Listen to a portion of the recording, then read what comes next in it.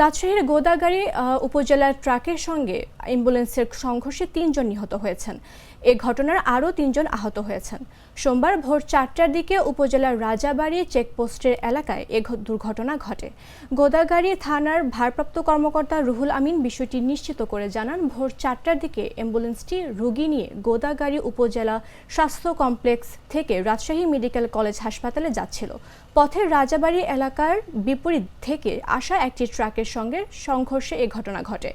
এতে ঘটনাস্থলে ৩ জনের মৃত্যু হয়েছে। ঘটনার পর আহত ও নিহতদের উদ্ধার করে রাজশাহী মেডিকেল কলেজ হাসপাতালে নেওয়া হয়েছে। এ ঘটনায় থানায় মামলা হবে বলেও জানান তিনি।